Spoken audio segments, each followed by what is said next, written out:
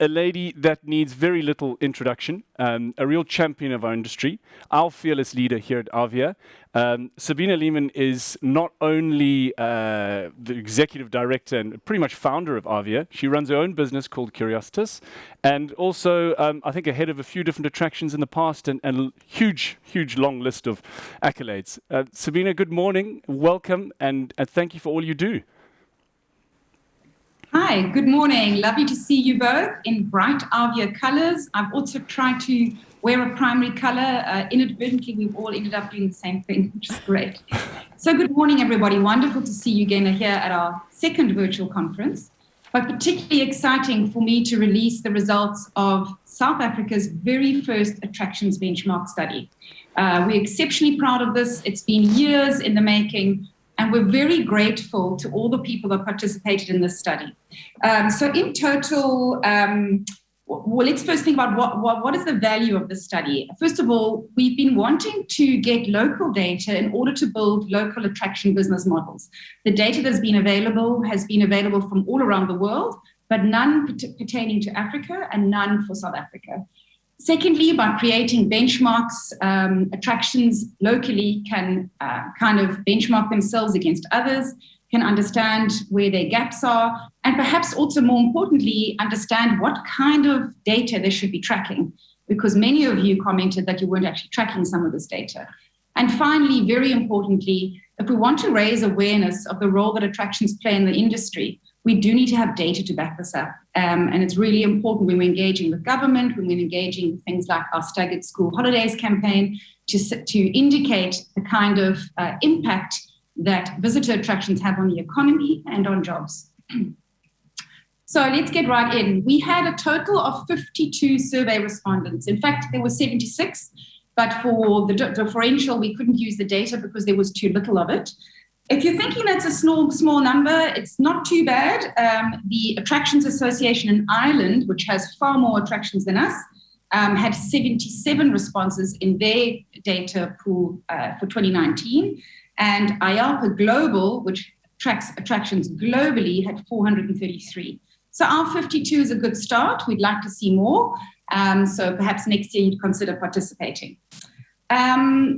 What was really important for us, and I have to thank everybody who participated, is that it was a very long survey because we were really gathering data from 2019 and 2020.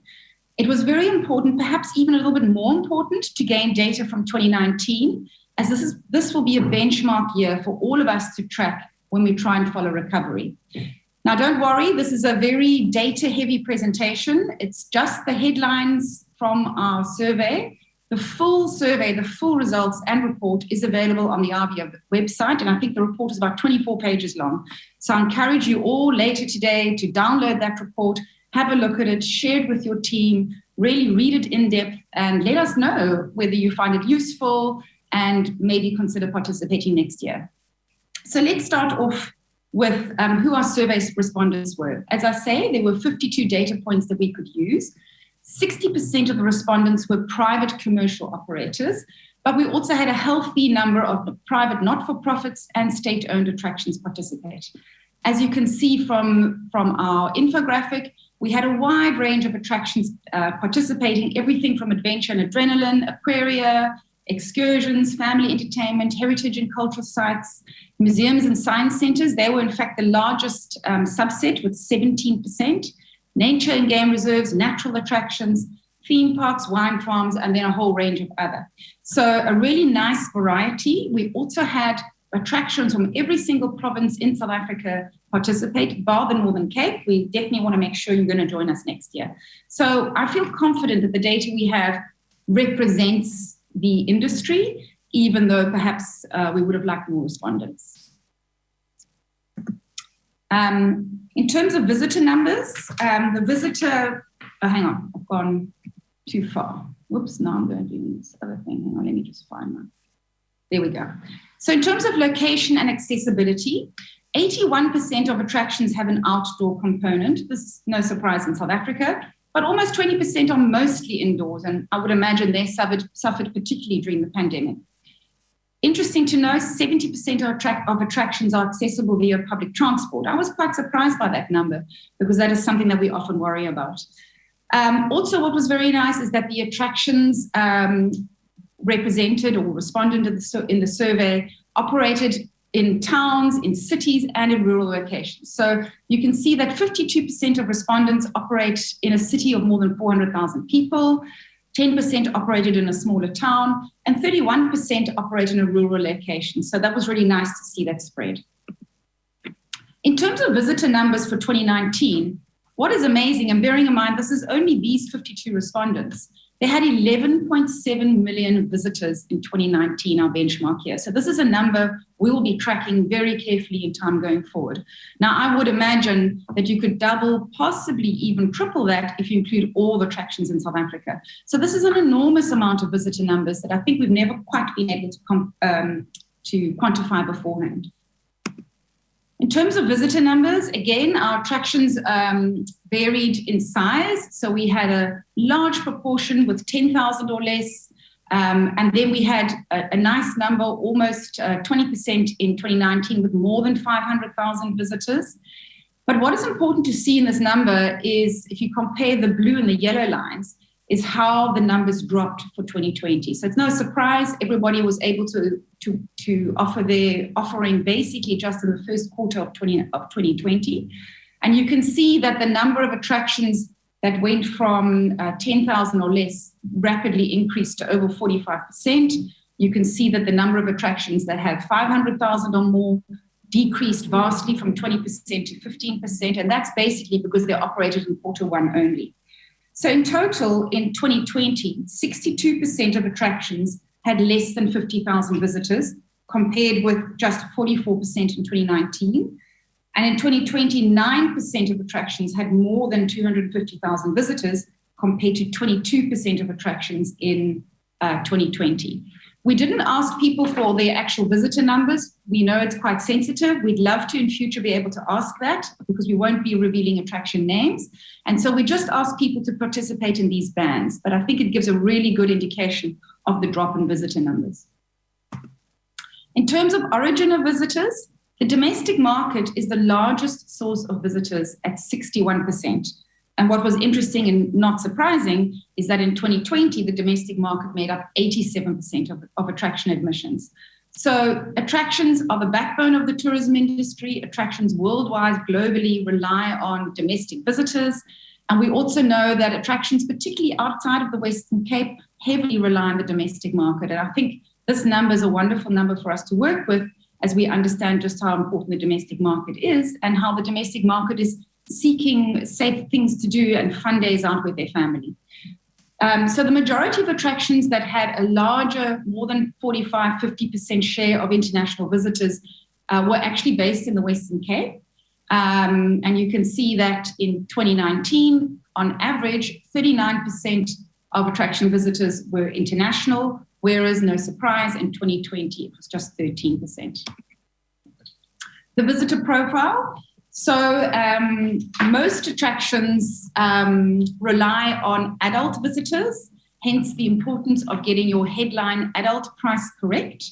In 2019, 68% of tickets sold were to adult visitors, and in 2020, it was 73% more. I don't know if this is perhaps because attractions that are focused on younger families and children perhaps didn't participate, or because we don't have attractions that focus on the family and child market. This is a very interesting stat for me. As I say, a large proportion of our ticketing and admissions comes from adult tickets. Very, very interesting to me was the percentage of income that comes from the admission fee. So the admission fee is your lead adult price.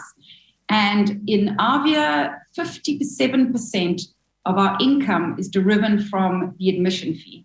In AAVEA Ireland, it's 53%. So that's the Association of Visitor Experiences and Attractions in Ireland. And as a global benchmark for attractions worldwide, it's between 37 and 49%. So what do we need to understand about this? The worry for me is that if this proportion of your income is dependent on your admission fees, 57%, which is really a lot higher than everywhere else in the world, It means that you're not focusing on getting secondary spend in your attraction. And you work really hard to get visitors inside your gates. It takes a lot of time, energy, and marketing costs. Once they're there, we need to really focus on getting secondary spend.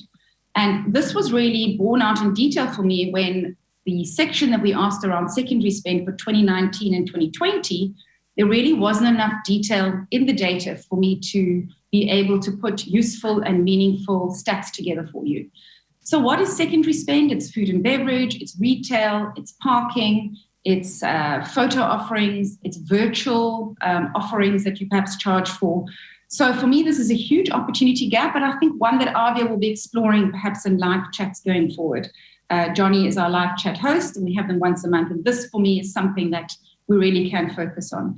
I can tell you that the data coming from international attractions that have opened in Europe and America is that whilst they're getting fewer feet through the door during this pandemic period, the secondary spend on site is making up for the difference. In other words, they're making as much money as before, but it's due to secondary spend. So this is something that I think local attractions in South Africa really need to consider and focus on.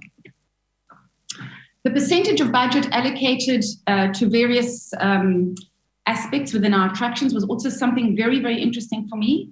Operating costs, no surprise, are almost 48% of our costs. Salaries and wages, 39%. And marketing, excluding salaries and wages, is 12% as an average. What is interesting to me is that in 2020, these percentage costs changed. And in fact, salaries and wages became the largest cost for attractions, accounting for 44% of the budget. I think what this meant is that obviously operations were closed and people were saving money on their site and they were trying to keep their staff on to pay them. That's how I interpret it. But again, interesting always to note what 2019 as a benchmark year is. Marketing, the average spend on marketing and sales, excluding salaries and wages, was 12% in 2019, our benchmark year. Marketing varied quite a lot. We had a lot of attractions saying they spend between 1% and 5%, and then we had a couple of attractions that spend over 70% in marketing. If I took the 2 or 3 outliers, in other words, the ones who spent very little and the ones who's really spent a lot, out of the equation, we still came at an average of 12%. So 12% is a little bit higher than what we see overseas. And there you see as a benchmark around 5 or 6%. So we are spending a lot more on marketing, possibly something that we need at the moment. What was also interesting to me is to assess which is the main media used by attractions to do their marketing. Facebook came out at number 1, 95%, Instagram, 77%, and Twitter, 53%. Very few of the attractions used TikTok. I think there were just 1 or 2. Something to consider perhaps later when we're listening to the Gen Z discussion, because TikTok was the most downloaded app in 2020. Staffing. There was a 20% reduction in full-time jobs lost between 2019 and 2020. I suspect that this is even higher now that we're in 2021. And as you can see, attractions are a great employer of full-time jobs. If you look at the donut on the right-hand side, you can see 32% of attractions have between 11 and 50 staff on site, 16% have between 51 and 100, 6% between 101 and 200. So they are great employers of full-time staff. Also, what I always find quite interesting compared to overseas data, we offer as an industry in South Africa a far greater proportion of full-time jobs than our overseas counterparts. But what was also interesting to me is that our local attractions increase seasonal employment for high season by 38%. So what isn't in this figure, but it is in our report, is the fact that these seasonal jobs were all lost. And remember, our seasons pre-COVID used to be almost 6 months. We're talking September all the way through to April. And if you think that created 40% extra employment over and above this, that is really a sad and significant loss. Online ticket sales, rather concerningly, particularly in the time of a pandemic, 32% of respondents did not offer tickets online. I know we've got some online ticket offerings doing some presentations today, so I encourage you to have a look at the system because there's a gap there that can be utilized for a number of reasons, the most important of which is preserving the decision. Once you've bought your ticket online, you're unlikely to change your mind. In 2019, 21% as an average of all ticket sales were online. And not surprisingly, in 2020, that went up because, of course, people were encouraged to pre-buy their tickets for COVID safety reasons. Again, and you'll see this data in the actual report, there's a wide variety between attractions, with some attractions being up to 70, 80, even 90% of their tickets online. So there was quite a large variation there, but the average sits at about 21%. The effects of COVID-19, well, need I say more? The majority of sites, 66%, were closed for the equivalent of half a year. These weren't necessarily consecutive days, but you can imagine being closed for 6 months is deeply impactful. And hence, I'm actually quite surprised that 20% of full-time positions were lost, although I would imagine, well, I know because it's in the report, almost 48% of the, in fact, 38% of the seasonal jobs were basically not employed last year. So this is a really important statistic. Of those who have reopened, 56% say that they are open for the same number of days a week, but for shorter working hours. So again, it's a way of saving costs and instead of having double shifts and lots of overtime, people are reducing their operating hours, but remaining open for the same number of days a week. So we asked what was the challenges that came with that attractions feel are on the horizon for the next 3 years.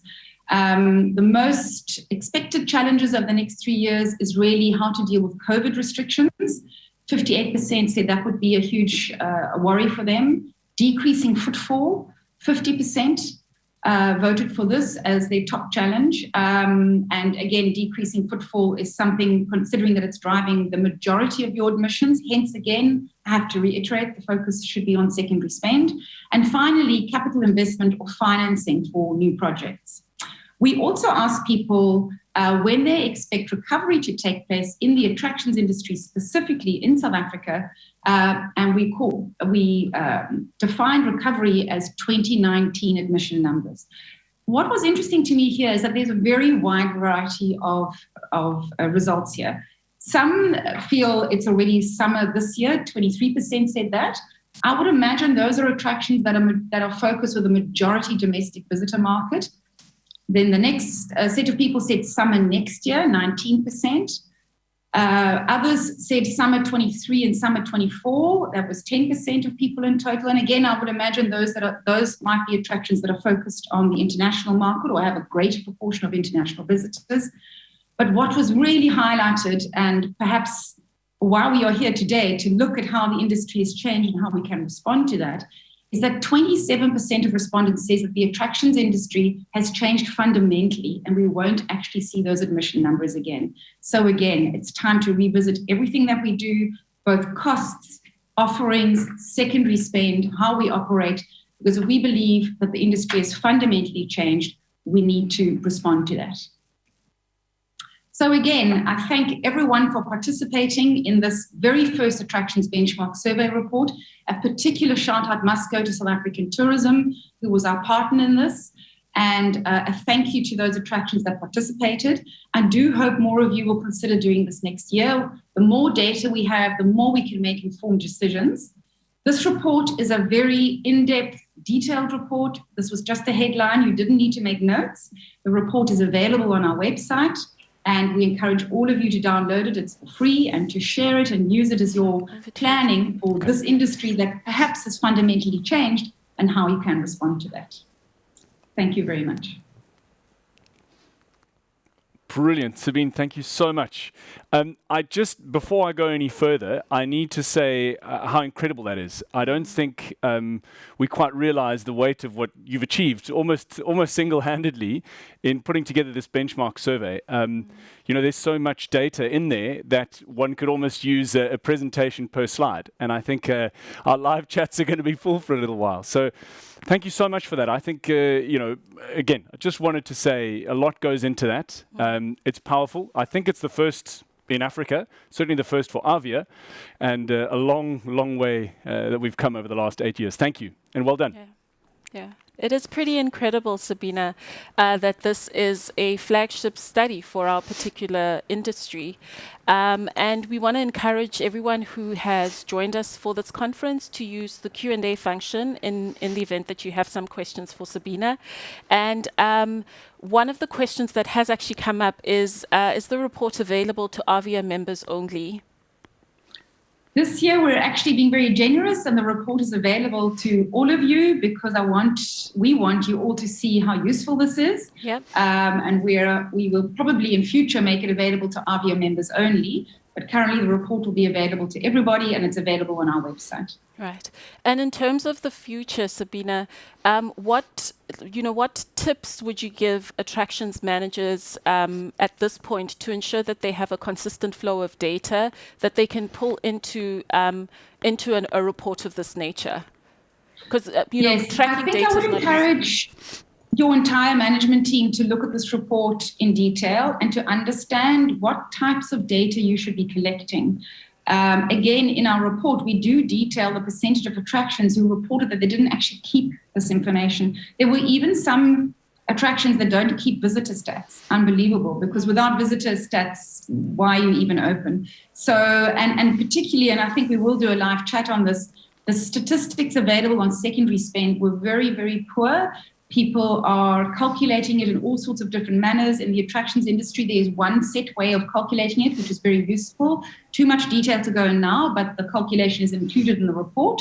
So I think first understand the gaps in the data that you are collecting and then start collecting that data. It's not that difficult. Start with something. Start with counting the feet through the door, asking people whether they're local or international or domestic. Again, it's a way of engaging with your customers. Welcome, glad to have you here. Where are you from? And then someone answers the question and you make a note. It doesn't have to be computerized. It can be on a clipboard and you tally it up every day. But last year, Tinyiko, you used the term date your data. I've never forgotten it. Data really is king for your own attraction, but also if we are going to lobby in our greater tourism industry for the value and role that visitor attractions play, then we have to have this data to deal with. That's right. And we have a question in terms of the bigger picture, and as far as this particular data is concerned, or this particular report is concerned, is the bigger vision to have it incorporated into the overall IAAPA benchmarking study? Historically, that study hasn't, or that benchmarking data hasn't incorporated our continent. So is the bigger picture to share this more broadly and globally, and have there be some kind of Africa-focused insights? Absolutely, that is the bigger picture. To be fair, IAAPA, the global attractions industry that does their study every year, has always asked Africa to participate, and none of our attractions have.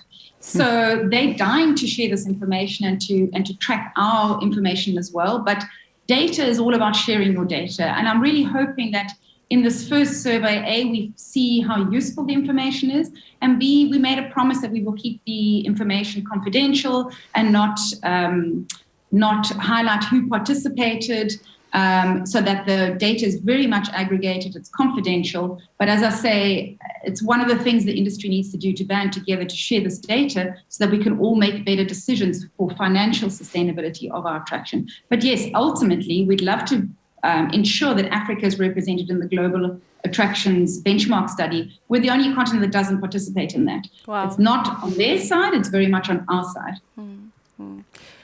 You've kind of alluded to it, and we do have a time for one or two questions, but you've kind of alluded to it.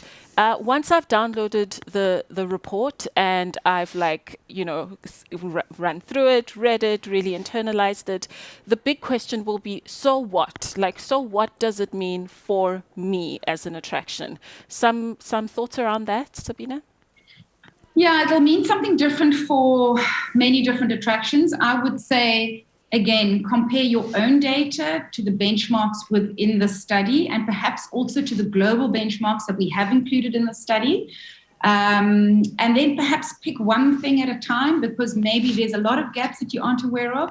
For me, the glaring finding was the understanding of importance of that secondary spend. I'll go back to saying that ticketing admissions make up a huge proportion of the income for visitor attractions, considering that one of the top 3 concerns for attraction managers going forward in the medium term is decreasing footfall. So you're going to have fewer people on your site. You're relying on those admissions to a far greater degree than attractions overseas. You need to start considering how you include secondary spend. You need to understand how to calculate it. You need to understand what to offer. And I say it's not just retail, it's also food and beverage, parking, it's photo op sharing. I know some sites have had very successful, those memory photos that you have. And in fact, punt out to Johnny's company. They do it. And, there's virtual offerings you can do. People have been very creative with how they've got secondary spend. You spend so much time and energy getting people through your front door. People want to take away a memory of your site in some way, whether it's eating, whether it's a photo, whether it's a bit of merchandise. There's a lot of opportunities there. In the global report, I didn't include the stat, the theme parks rely just 34% on their admission fees. And those of us who've been lucky to go to some of these international theme parks, I mean, you're buying popcorn, you're buying a photo, you're buying a fast pass to skip a queue. So, it's really, really important. And as I say, the international attractions have commented that their footfall is down, so our local attractions are right to be worried about that, but their secondary spend is up. So people are saving money for that special day out and are then wanting to spend that money on site. And if you don't have something to offer them, well, they can't spend it. Yeah. Well, I think we've reached the end of our Q&A, and I want to thank you, Sabine, for your generosity, all the effort that I know went into pulling this data together and actually transforming it into insights. I know I will be downloading the report. I geek out on this type of thing. So I look forward to downloading the report, and it'll be my bedtime reading. Yeah, absolutely. Yeah. I think it's brilliant. I'm certainly going to download it and share it with a couple of friends, I think. Sabine, again, brilliant. Love it. Hopefully it'll be one every year if we put a little bit of stress on you there. Okay. I've got a couple of things I need to move on to, some exciting things. Okay, so I mentioned a game. There may or may not be some prizes involved. I'll let you figure that one out. No, there's lots of prizes involved. I've got a list of prizes, in fact. City sightseeing. I guess you understand they'll give a few tickets away. Crit Constantia's got a little bit of wine. Maker's Landing over at the waterfront. Yes. And then an overnight safari at Inverdoren. If you don't know who they are, shame on you. They're a great safari park, I guess you could call, or a private game reserve in the Karoo, in the Ceres part of the Karoo. Now, you can win these simply by playing a game on an app. I mean, don't we all do that all day anyway? So have a look on the app, on the desktop. You'll see games. There's a couple of guys that are far ahead already, but I'm catching them. So go in there. You'll see little codes come up on the screen every now and again. That's your cheat sheet. You'll see, I don't know if you were watching Sabine's presentation, but a word popped up on the screen. That would get you some points. Yeah. The question I would ask you then is, what is the name of the game we are playing right now? What is the name of the game we're playing? And if you take your eyes off me for just a second, you might see it on the screen. Hint, hint, wink, wink. That would be a giveaway. Go and have a look at the exhibitors. Go and have a look at the wall. Go and have a look at all the different video rooms. In there, you may find hidden a few more clues as to what you're going to make a couple of extra points out of. So lots to do. So please don't fall asleep behind the wheel. Have an extra coffee and get into it. I must say, Johnny, one of the things I remember about last year's virtual conference was how competitive people were with the game. And Absolutely. I know a couple of people out there are like super competitive. So, well, the prizes the are good. Are high. The stakes are high. That's it. I'm, again, luckily we get all those prizes anyway as hosts, I believe. Nudge, nudge. Yeah, wink, wink. Directors are very upset with that one. Okay, so I'm gonna go on now again to another poll. I think that is always gives us a little bit of insight into who's doing what, and to make sure you haven't fallen asleep. So the next poll that should be up on your screen, AAVEA has just released the first benchmark survey of visitor attractions in SA ever. This is our first one. Your first option, wow, well done. It's about time. Interesting, but I need time to digest. I plan to download, read the full report. Not sure, or not that useful, but thanks for trying. Needed more coffee, was not awake enough to listen. Again, I'm going to watch you on that last one. So click which one appeals to you. We'd love to know a little bit of feedback. We feel it's great. I must admit, I love that Sabine mentioned the secondary spend thing. It's such a passion of mine, and I know a lot of people in South Africa, African attractions, spend time on secondary spend. And I think if the visitor numbers are going down, or certainly might be reduced, why not make more out of the people that are there? So let's see. Hopefully we'll have a few chats after this and a few discussions on the wall. Yeah, I think it's what the report has done was surface just how important and significant secondary spend is, and how you have to be quite intentional. Yeah. And also, I mean, I'd be interested to know the extent to which COVID and the pandemic has impacted on the dynamics behind secondary spend, or if it's actually, you know, surfaced new, interesting secondary spend opportunities that we might not have considered before. Yeah. So once again, we just want to encourage you all to download the report. It is a milestone. It's the first of its kind for our industry in Africa. There has been a lot of work that's gone into it, and what you've seen this morning is literally just a snippet. Yeah, just the tip of it all. No, it's fantastic. Okay, so the results on the poll are fantastic. I think we're up. We got 0% that needed more coffee. That's a great start to the day. I love that. 52% said well done, and 47% said interesting, but I need time to digest. So that's fair. I think it's a big report, loads of info in there, and a lot to take away. So nice. Thank you guys for voting and being part of that poll.